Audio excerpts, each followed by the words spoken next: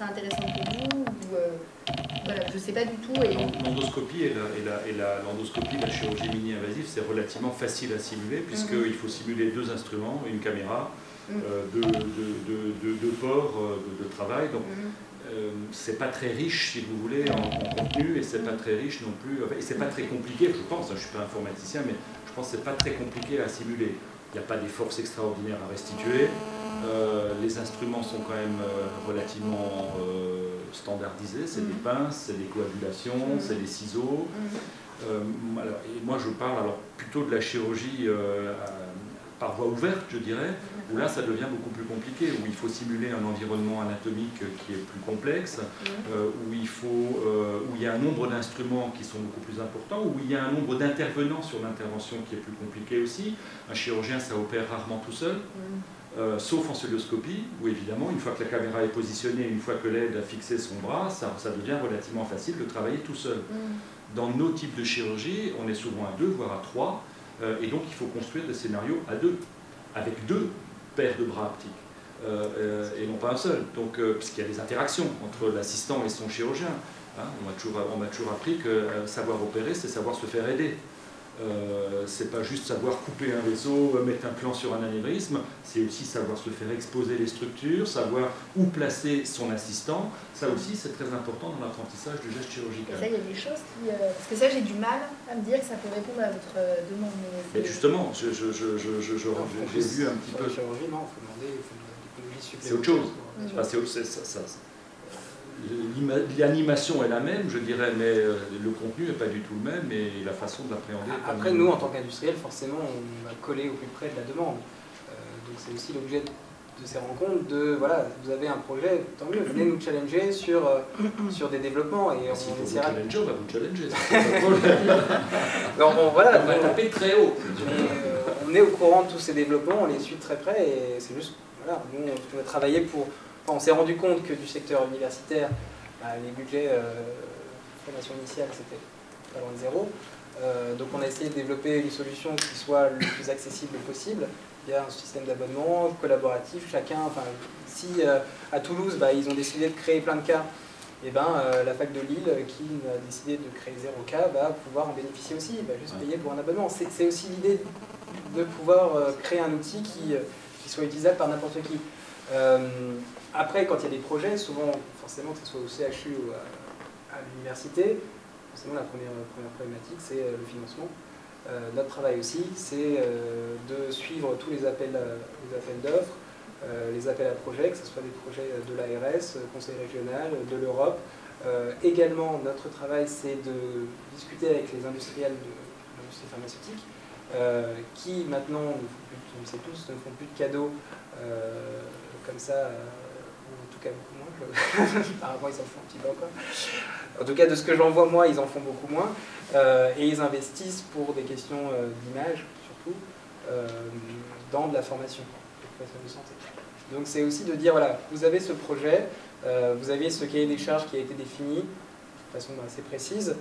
Nous, on va pouvoir mettre en relation un industriel pharmaceutique qui veut financer tout ça avec notre projet. À vous d'après de définir le partenariat tel que vous l'entendez.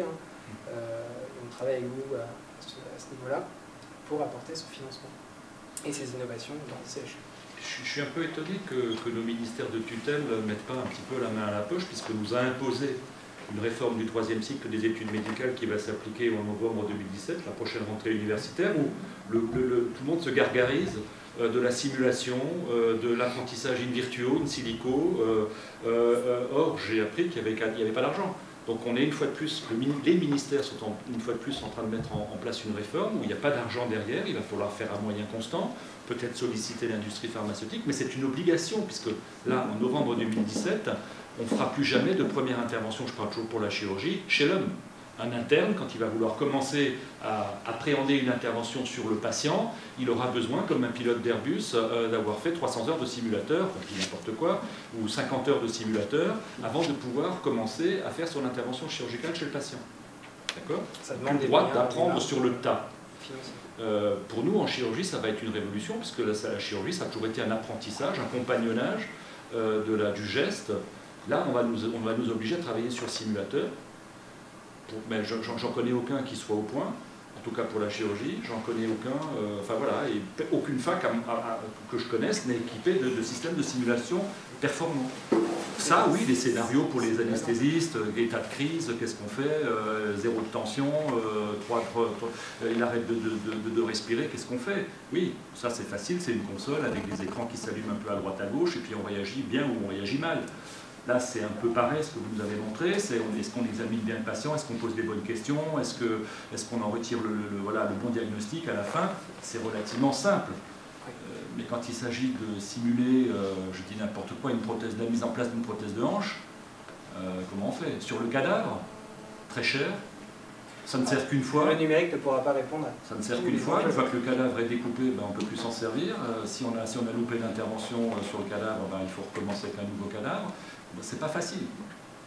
Quelques éléments de réponse, hein, je ne les aurai pas tous, mais il y a des startups françaises qui travaillent sur des mannequins avec des organes imprimés en 3D, revascularisés. Combien ça coûte? Ça, je n'ai pas la réponse. Non, mais moi, je vais vous dire, ça coûte très cher. Mais en tout cas, voilà, c'est aussi des solutions qui se développent, et plus elles vont se démocratiser, plus les prix vont chuter. Avant de voilà, peut-être se lancer dans quelques questions, je voulais vous laisser la parole, Monsieur Cirillo, pour présenter votre activité à l'ARS, l'e-santé, savoir est-ce que la simulation s'intègre dans cette e-santé. Vous pourriez peut-être nous donner un petit mot là-dessus? Alors, moi je vais avoir effectivement une approche qui va être duale, hein, celle de l'institution qui est en charge de porter la politique de santé, on en parlait tout à l'heure, les grandes orientations nationales, et puis sur le champ de la e-santé. Donc là, je n'irai pas sur le champ, je dirais, de l'enseignement, où là on a largement du public sur l'apport que ça peut avoir vraiment au niveau métier, c'est-à-dire dans l'enseignement et les bonnes pratiques des professionnels. Et juste pour peut-être brosser un petit peu, la e-santé, c'est quoi? Parce que dès qu'on dit du numérique au service du bien-être ou de la santé, ça peut aller très très large. Donc ça va des systèmes d'information vraiment propres aux professionnels, donc les systèmes d'information, alors qu'ils soient hospitaliers, qu'ils soient tout ce qui est logiciel de cabinet, logiciel d'officine, etc. Donc là on est sur des systèmes d'information de production de soins vraiment.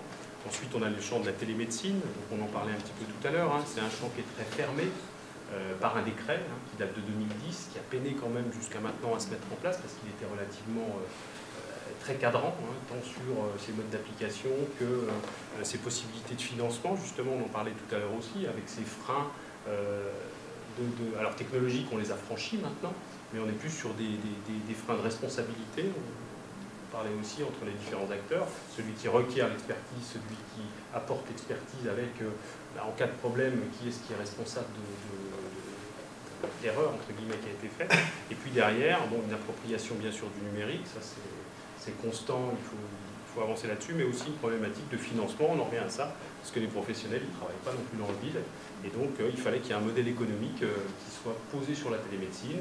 Il l'a été depuis 2 ans avec des régions expérimentatrices et un article 36 de la loi de santé de 2016.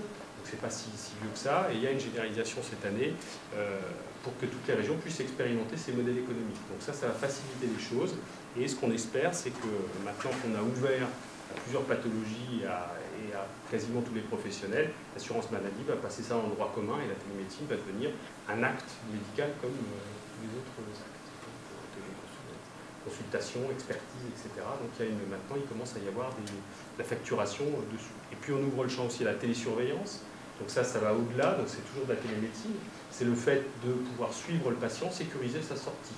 On est dans une approche virage ambulatoire au niveau national, c'est-à-dire qu'on garde de moins en moins le patient à l'hôpital, et il faut de plus en plus vite le mettre dehors, pour des raisons économiques de l'hôpital, mais aussi, voilà, on est quand même mieux à l'extérieur de l'hôpital qu'à l'intérieur pour certaines pathologies.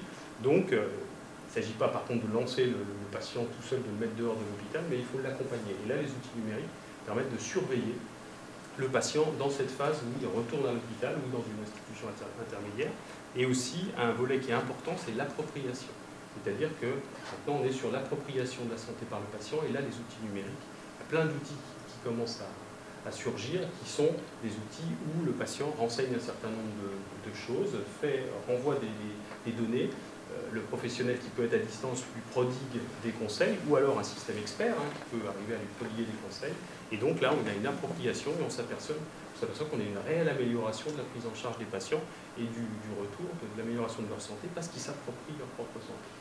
Donc là, tout le champ du numérique s'ouvre à eux, des outils mobiles, des informations sur Internet, des outils qui permettent d'avoir des relations avec les différents professionnels qui sont autour de sa prise en charge. Donc là, on est sur un champ toujours de la télémédecine, mais on arrive au bord. Et puis on arrive sur le champ qui est un peu, je dirais, le champ gris pour l'instant qu'on explore. Donc on va retrouver la réalité augmentée, les serious games, tout ce que vous venez de nous présenter, où là, il faut encore prouver, et c'est ça qui peut être le facteur pour arriver à avoir des projets qui soient financés, c'est qu'ils aient un réel impact, soit pour l'amélioration de la prise en charge du patient, soit pour l'évolution des pratiques professionnelles. Donc là, on est en indirect, mais on a les professionnels qui évoluent dans leurs pratiques et qui ont de meilleures pratiques, soit pour le système de santé. Ce qu'on disait tout à l'heure, si jamais on a les trois, ben c'est tant mieux, parce que là, on est ouvert sur les trois piliers. Donc voilà, pour que les projets soient financés, là c'est peut-être le conseil, moi, tout ce que je peux vous apporter, c'est qu'il faut le volet technologique. Ok, c'est bien, c'est beau, c'est parfait, ça j'en commence à en avoir plein, des solutions, mais il faut une problématique de santé que l'on adresse, qu'on ait bien défini ça, et du médical ou du professionnel de santé qui veut porter le projet et voilà, qui est là en disant moi ça m'intéresse pour adresser telle problématique. Donc concrètement c'est ça, c'est-à-dire c'est un professionnel de santé qui arrive avec une solution, un projet numérique bien ficelé et une valeur ajoutée quelque part. Alors soit effectivement on va avoir un gain parce qu'il va y avoir moins de dégradation de la santé du patient. On parlait tout à l'heure en matière de gestion des risques, ça peut être une approche aussi. C'est-à-dire que si on ne fait pas, on attend de risque. Si vous prenez mon système, vous baissez ces risques. Donc qui dit risque dit gain financier, gain en matière de santé, etc. Et là, on a une approche, une évaluation médico-économique a priori. Voilà. Et après, il reste que nous, à ce compte-là, on valide le projet, à ce compte-là, a posteriori. Et là, on peut prouver que le système le financer et faire une évaluation et dire après, on met un petit peu d'argent. Donc voilà, juste pour quel est le champ et où est-ce qu'on peut intervenir au niveau de l'Agence régionale de santé sur ces projets numériques et santé, sachant que l'intérêt, il est, moi derrière, une appropriation, on disait par le patient, oui, là on est plutôt sur le professionnel, mais pour moi c'est important parce que derrière on a aussi ces freins qui arrivent tout de suite, que ce soit sur les systèmes d'information, la télémédecine. Il y a toujours ce frein qu'il n'y a rien comme enseignement numérique dans les formations initiales, et on se retrouve donc avec des professionnels, qui soient médecins, paramédicaux, qui n'ont aucune culture sur les enjeux des systèmes d'information et du numérique. Et ça c'est important, quel que soit le biais par lequel on... Merci beaucoup. Madame Cicéron, Madame Broche, est-ce que vous pourriez peut-être nous présenter succinctement le médecine et peut-être nous dire si la simulation numérique ça vous intéresse, si vous avez un intérêt pédagogique et en formation initiale? Je vais commencer par faire un petit point sur l'activité du centre de simulation. Il a ouvert en 2014 et donc là l'année dernière on a formé 1000 personnes au centre de simulation. Donc autant médical que paramédical, avec on va dire 85% de notre activité qui est de la formation initiale et puis une quinzaine de pourcents qui est de la formation continue, avec de la formation avec donc des mannequins haute fidélité, mais aussi le développement de formation avec des patients acteurs, qui permet aussi d'arriver sur tout ce qui est la communication, la relation, etc., et le travail en équipe. Et puis des simulations monoprofessionnelles et des simulations pluriprofessionnelles, médecin anesthésiste, infirmier anesthésiste, radiologue, manipulateur, etc. De manière aussi à développer tout ce qui est collaboratif en équipe. Voilà, je pense que c'est ce qu'on peut dire pour présenter le centre de simulation. Après, et dans les modalités, est-ce que les étudiants ont l'obligation de passer par le centre de simulation? Oui, tout à fait, oui. Donc après, c'est chaque composante, donc tant en médecine qu'en formation paramédicale, qui choisit dans son projet pédagogique d'intégrer de la simulation et qui ensuite choisit à quel moment les étudiants vont passer. Donc, en formation d'infirmier anesthésiste, par exemple, nos étudiants passent 4 fois au centre de simulation, donc soit de façon individuelle, soit en binôme avec les internes d'anesthésie, et puis aussi en travail avec tout ce qui est médecin pédiatre et tout ça, aussi la prise en charge du nouveau-né. Et puis ensuite, en formation infirmière, on a développé un projet aussi depuis 2 ans. Les étudiants infirmiers passent pour l'instant 5 fois au centre de simulation durant leur formation, à différents temps, avec des objectifs différents selon l'année de formation. Voilà. Au niveau médical, les étudiants de 2e cycle passent obligatoirement tous en 4e année après leur enseignement sur les urgences. En fait, c'est juste avant leur premier stage où on leur donne, on va dire, des scénarios d'urgence vitale qu'ils vont probablement rencontrer, alors jamais seuls pendant leur externat, mais probablement pendant leur début de leur internat, pour avoir les gestes, voilà, les premiers gestes, et puis l'appel à l'aide, des choses comme ça qui ne sont pas vraiment enseignées pendant notre cursus. Après, en ce qui concerne le 3e cycle, donc, on a les internes d'anesthésie qui, eux, passent 15 fois sur leurs 5 ans avec 2 séances de serious game. Pour eux, ils ont des simulations en monodiscipline, pluridisciplinaire, avec les élèves IAD, les internes de gynéco. Donc voilà. Et puis ils ont des séances de simulation sur annonce d'un décès, annonce d'un événement indésirable grave, où là on travaille pour l'instant entre nous, c'est-à-dire avec des acteurs qui sont nous finalement, et qu'on aimerait bien développer sur des acteurs standardisés, surtout sur l'annonce de décès, et pour lequel je travaille avec Régis Sobry, qui est le responsable éthique un peu de CHU. Pour les autres spécialités médicales, il y a les internes de radiologie, les internes de pédiatrie, en tout cas toutes les disciplines médicales. Pour ce qui est des disciplines chirurgicales, on essaye petit à petit de mettre des projets en place. Alors, ça sera toujours sur les techniques d'urgence, du moins sur les prises en charge d'urgence, que ce soit dans les étages ou au bloc opératoire, parce que je pense que dans les étages, souvent, c'est eux qui initient toute la prise en charge. Et au bloc opératoire, on sait que si on n'a pas de communication entre nous, les anesthésistes et les chirurgiens, on a des moins bonnes prises en charge. Chacun a un rôle qui est très important et surtout une collaboration qui est, je pense, qui est le plus important. Donc voilà, pour les 2 serious games qu'on utilise, donc c'est TraumaSim et Emosim, en fait, qui ont été développés par LFB.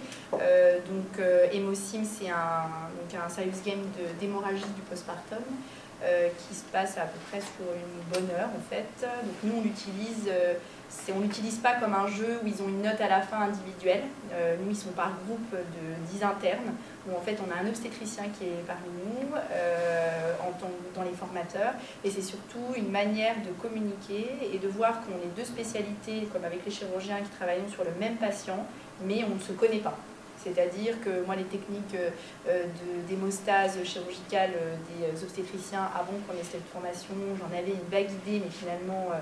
pas de façon très pertinente. Donc c'est une façon de communiquer, de provoquer un dialogue, et ce qui fait qu'on voit bien que les internes d'anesthésie ont changé leur regard par rapport à l'obstétrique, et que les internes obstétriques s'interrogent, et on voit qu'il y a une communication qui se met en place. Pour TraumaSim, donc là on fait malheureusement qu'en monodisciplinaire, parce qu'il y a une partie, donc TraumaSim c'est sur le polytraumatisé en préhospitalier et à l'arrivée du déchocage. Donc pour l'instant on ne fait qu'en monodisciplinaire, donc entre nous, mais finalement moi qui ai 2 activités, une activité où je prends des gardes de SMUR, donc où je fais du préhospitalier, ça permet aussi aux internes de se poser des questions et de pourquoi l'urgentisme me donne le patient comme ça. Souvent il y a un peu des tensions, et finalement on voit que ça a amélioré aussi la relation entre les urgentistes et les anesthésistes sur certaines choses. Donc moi je suis plutôt favorable sur ce type de jeu, pas pour avoir une note. Donc ça m'embêtait tout à l'heure quand vous disiez qu'à la fin du premier jeu il y avait un score qui était donné, parce que ça va pas avec, en tout cas, nous, notre philosophie de la simulation,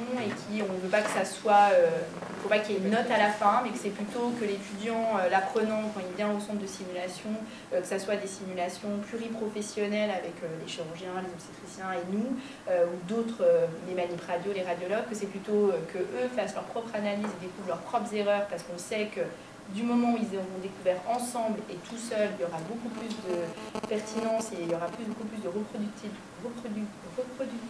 excusez-moi, après dans la vraie vie, plutôt que de leur donner un note où ils vont s'arrêter sur cette note.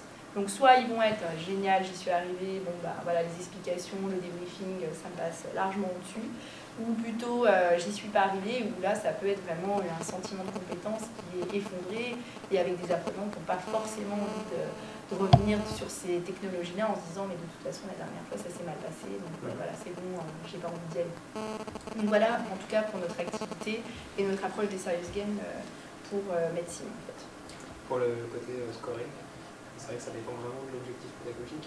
Ça présentait effectivement une solution de scoring. On rejoint vraiment sur le côté ludique, où je gagne des points en faisant telle ou telle action, et si j'ai bien fait toutes les actions, sinon j'y reviens et j'essaie d'avoir un meilleur score.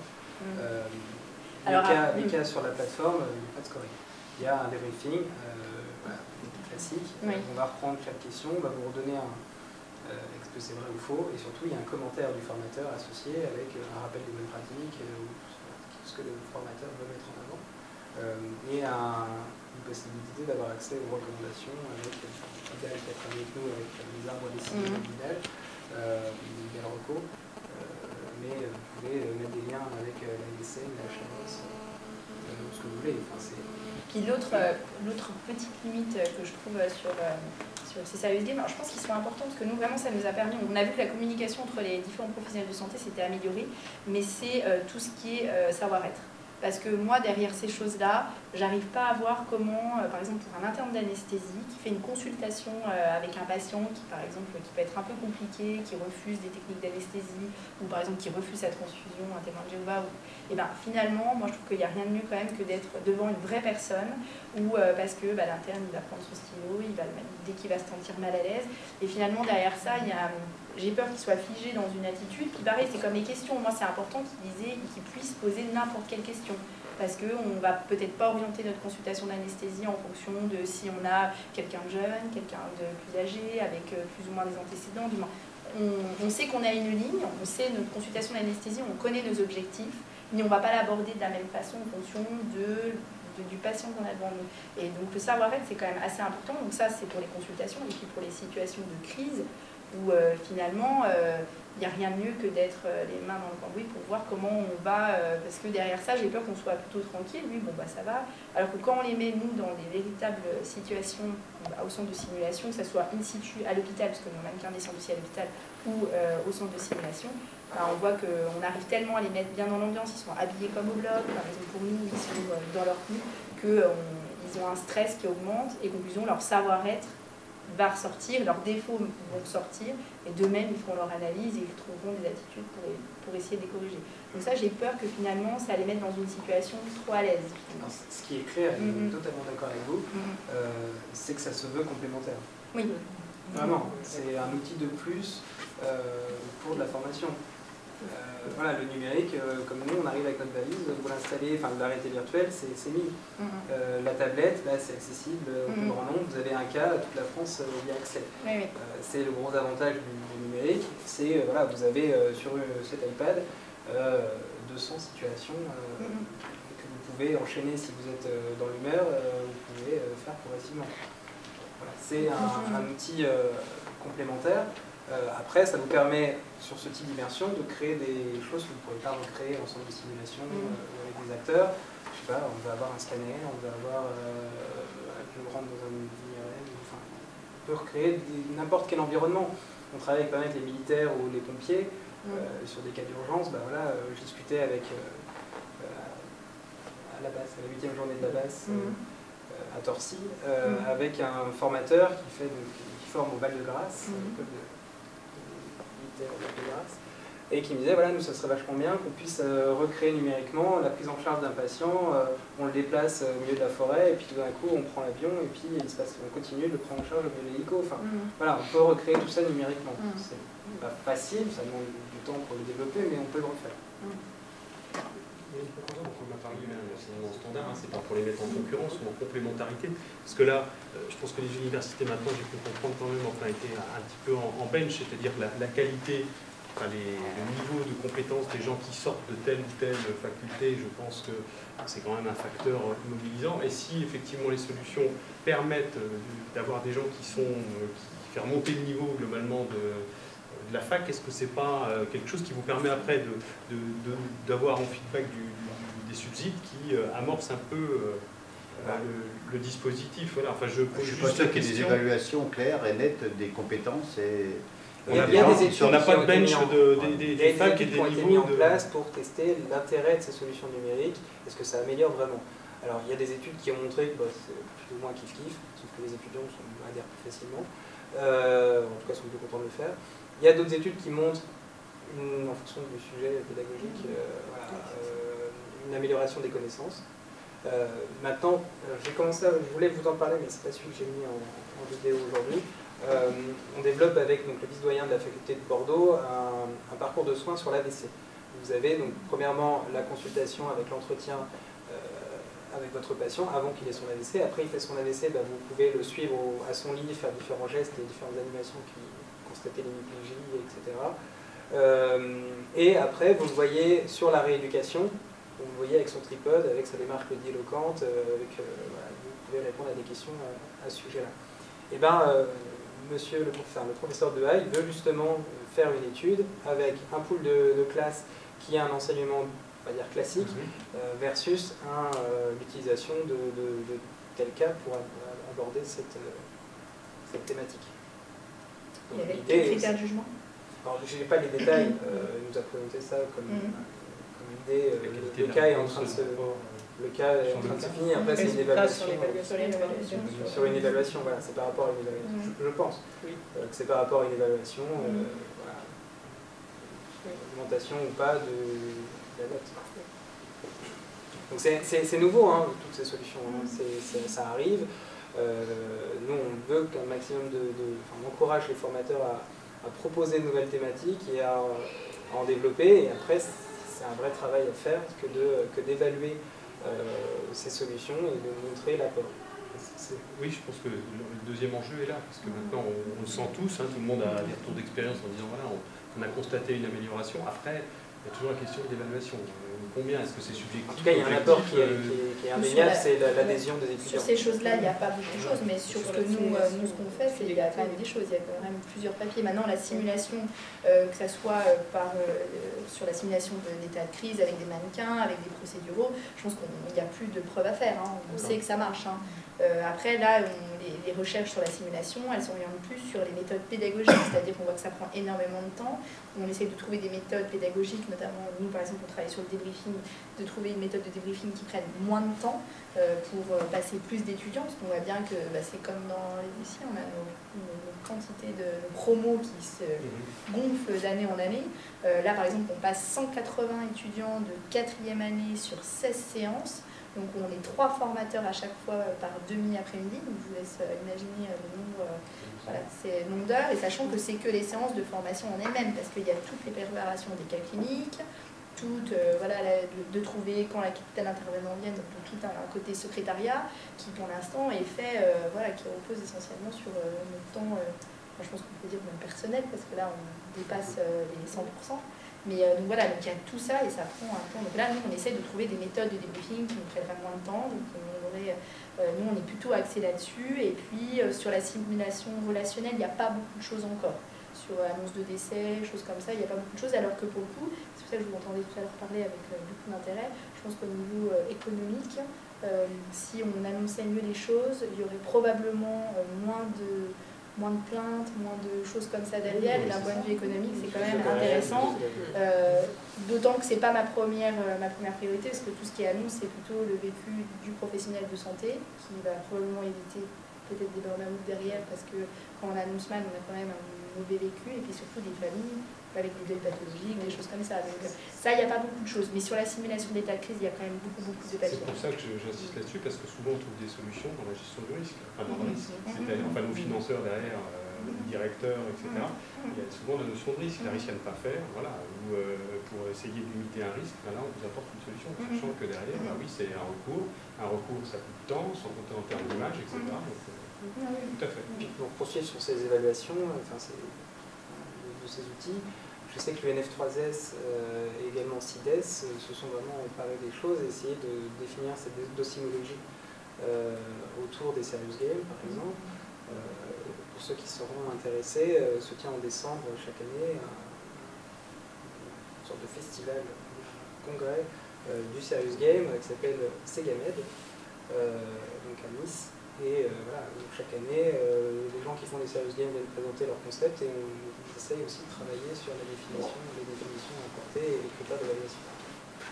Voilà, les gens sont... Une question peut-être au vice-doyen et puis à l'établissement de manière générale. Est-ce qu'on a prévu, comme à Dijon, d'embaucher un technicien pédagogue, comme vous avez appelé ça, un pédagogiste ou un... Non, à Dijon, c'est pas un ingénieur pédagogique. C'est quoi? Un ingénieur pédagogique, c'est quelqu'un qui va vraiment se pencher sur l'intérêt pédagogique d'une solution. Est-ce qu'il est prévu dans l'institution de réfléchir à un profil comme ça? Alors, je vais vous répondre. Oui. Donc, en fait, moi, avec Jeanne Antich, ce que tout à l'heure on s'est présenté, donc moi, je suis chef de clinique en anesthésie-RIA et je suis responsable pédagogique d'un point de vue médical du centre de simulation. Donc c'est vous, alors. Voilà. Qui avait écrit les scénarios, qui avait... Oui, tout à fait. Bon, déjà, j'ai beaucoup de temps là. Hein. Ma présence au bloc opératoire. Voilà, c'est parfait. L'université a embauché quelqu'un. Et Jeanne Antich, je te laisse le présenter. Donc moi, je suis responsable pédagogique de la formation infirmier anesthésiste et mise à disposition à 20% sur le centre de simulation, avec en contrepartie l'accès gratuit des étudiants paramédicaux au centre de simulation, avec pour l'instant une réflexion pour qu'il y ait une pérennité de nos postes et une augmentation aussi, parce que là on est complètement... Et le business plan ne pourrait pas être dans le DPC aussi, en disant Alors, que vous vendez vos formations finalement dans le cadre d'un OGDPC ou d'un ODPC? On fait déjà en fait. En fait, on a notre activité de formation initiale, ça ne marche pas très bien, 80%,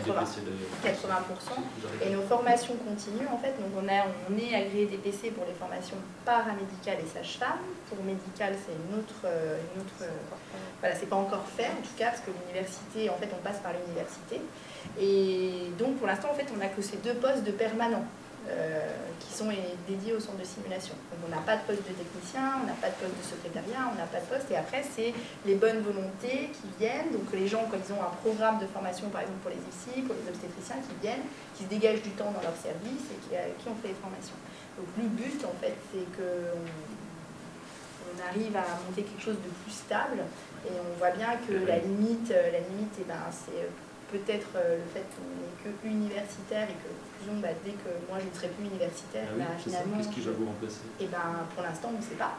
Novembre 2017 arrive très vite. Oui. Mais on a quand même réfléchi bien en amont et il va y avoir des réunions avec l'université et avec l'hôpital, le CHU, pour voir qu'on essaye de faire une structure beaucoup plus stable et de façon à ce que les choses soient plus simple et qu'on a enfin, on ne dit pas 100% technicien, mais au moins qu'on ait une partie technicien, une partie secrétariat, mais ça c'est des projets qui sont en cours de discussion là pour l'instant.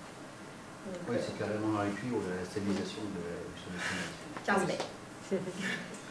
Le constat qu'on fait aussi à l'université, c'est bien sûr que les formations initiales, il y a très peu de budget. Il y en a un peu plus en formation continue. Donc souvent, les programmes en formation continue, on n'est pas très fort. Ouais. En tout cas, on a quand même on arrive à... En termes de rendement, je veux dire. Ah oui. Il y a souvent un petit peu plus de budget, du coup on va utiliser ces fonds pour développer des solutions qu'on va pouvoir réutiliser sur la formation initiale. C'est aussi une solution... Oui, puis c'est aussi un autre intérêt, parce que c'est un autre public aussi qui vient avec des questionnements qui sont des questionnements professionnels, etc. Et du coup, ça a tout à fait il y a un intérêt pédagogique, bien évidemment, aussi, mais il y a un intérêt financier pour répondre aux questions financières qui nous préoccupaient initialement. On est d'accord. Après, on a certainement aussi un manque de lisibilité et de visibilité du centre de simulation. Donc là, on est en train de travailler aussi sur le site internet pour aussi être un peu plus accessible aux professionnels. Le centre de simulation en fait a été mis en place depuis 2014. On a eu une phase en fait de... on a pris nos marques, on a commencé à monter nos scénarios, nos programmes pédagogiques. Et en fait, ça y est, on arrive au maximum qu'on peut faire actuellement avec les moyens qu'on a. Et on voit qu'il va falloir qu'on passe la tranche au-dessus. Et pour ça, il faut peut-être qu'on repense à l'organisation financière. Voilà. Donc ça, c'est ça, c'était ma première question. Ma deuxième remarque, c'était est-ce que vous vous êtes penché aussi sur, en ce qui toujours concerne les métiers plus manuels qu'intellectuels, sur le in silico, c'est-à-dire sur... parce que nous, on travaille au sein du CHU sur tout ce qui est impression 3D, d'objets anatomiques. Est-ce que ça pourrait rentrer dans le cadre de cette simulation numérique, oui, puisqu'il y a du numérique derrière, mais ce n'est pas du virtuel, c'est du modèle anatomique, c'est du modèle anatomique pathologique. Je reviens toujours à mes entraînements sur cadavre. Le cadavre, vous avez beaucoup de chance de tomber quand même sur des cadavres avec une anatomie normale. Nous, les chirurgiens, on opère rarement des patients normaux. Donc on est obligé d'avoir des situations pathologiques qu'on ne trouve pas chez le cadavre par définition. Et là, l'intérêt de pouvoir imprimer des objets pathologiques, anatomiques pathologiques, c'est de pouvoir les reproduire 1000 fois. Si vous avez envie de faire travailler une cohorte de 1000 étudiants sur la même prothèse de hanche, ben vous avez la même prothèse de hanche pour les 1000 étudiants. Et là, c'est pas du in virtuo, hein, c'est du in silico, c'est-à-dire c'est en vrai, quoi. Hein, est-ce que ça a été est-ce que ça peut être intégré, est-ce que ça pourrait s'intégrer dans une plateforme de simulation ici au sein de l'établissement? Est-ce que ça, vous y avez réfléchi? Est-ce que ça, en tout cas, pour juste vous répondre sur la notion des cas un peu rares, ouais.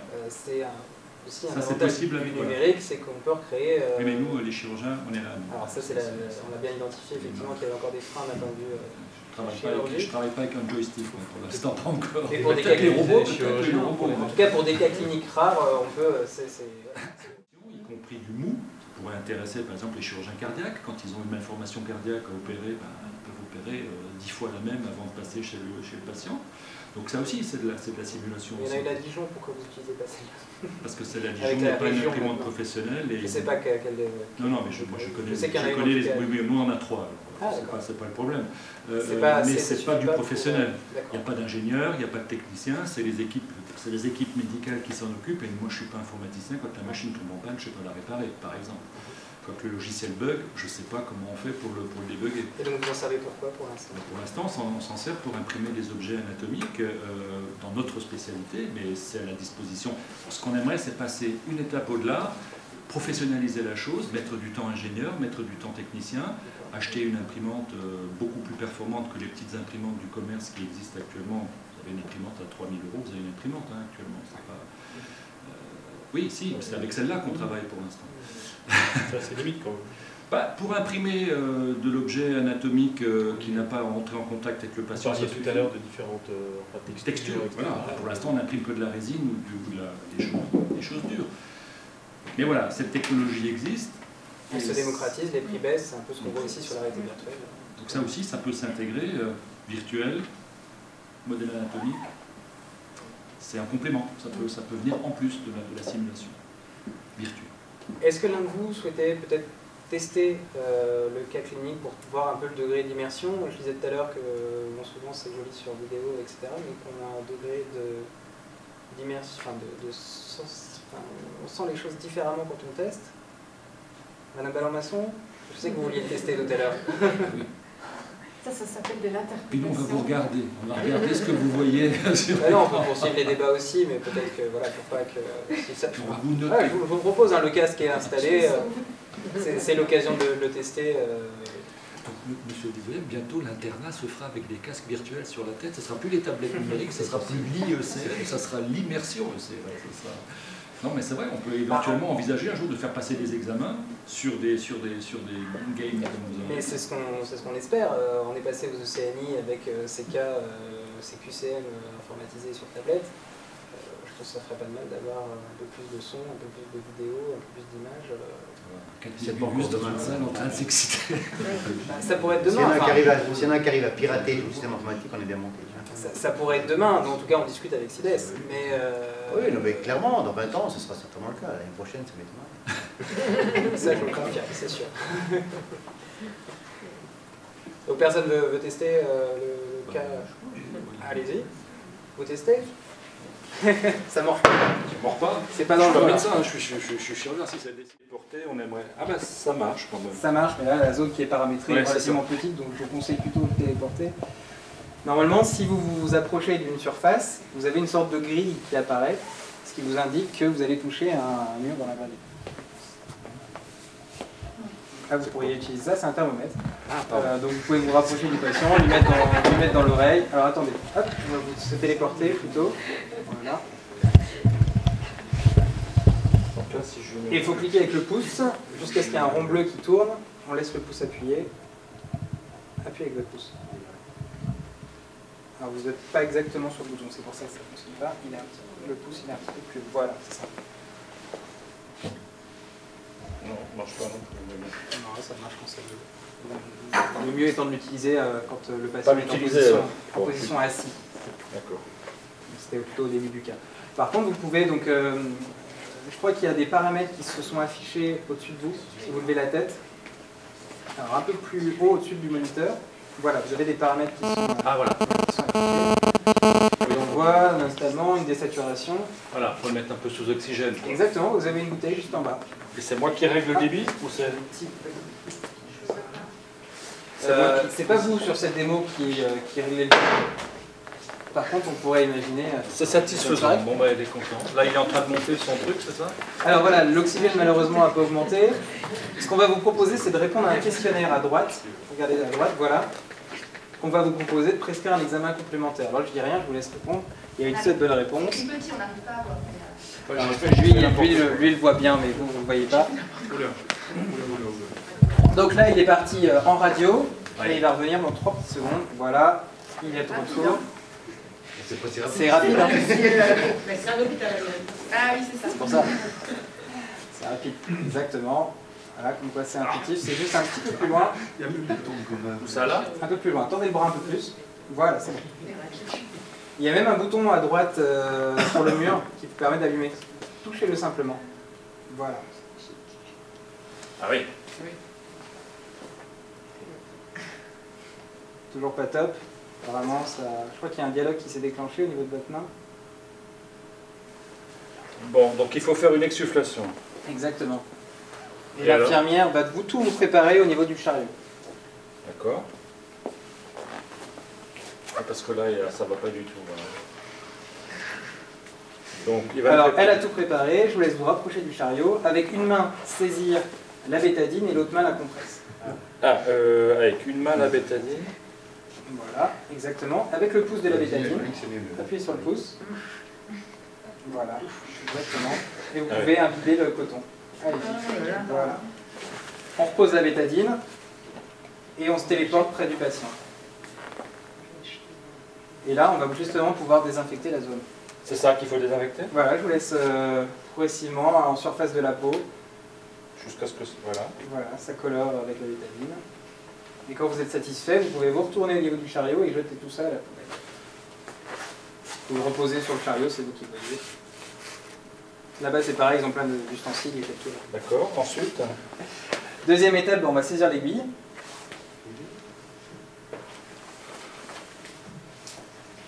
Voilà, et on va se téléporter près du patient. Et je vous laisse l'insérer progressivement. Juste comme ça? Allez-y. Alors, est-ce qu'elle est en place? Oui, elle est en place. Maintenant, on va recliquer pour la ressortir.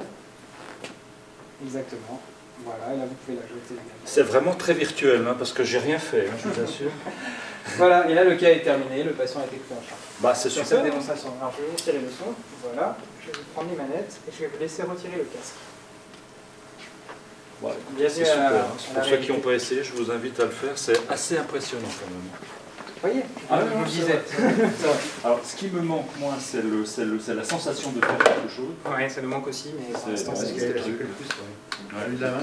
C'est pas très... Ça n'apprend pas à faire le geste, ça apprend à prendre des décisions éventuellement. Pour l'instant, on est plutôt dans du procédural. C'est voilà, je fais les étapes dans le bon ordre, je suis mis en situation, je découvre un environnement. On pourrait même envisager, je sais pas, que les externes se baladent dans un hôpital et découvrent les services en toute autonomie depuis leur canapé. Exactement. Ça peut être on peut découvrir un environnement. Ah ouais, ça c'est Le retour à la vie réelle, il est comment? Il n'y a pas de... ça fait un peu bizarre.